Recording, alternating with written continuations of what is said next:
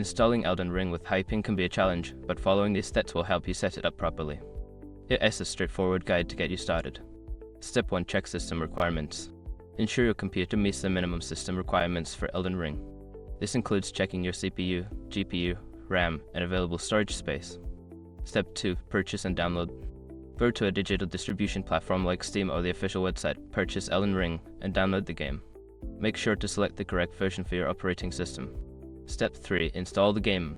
Once the download is complete, locate the installation file and run it.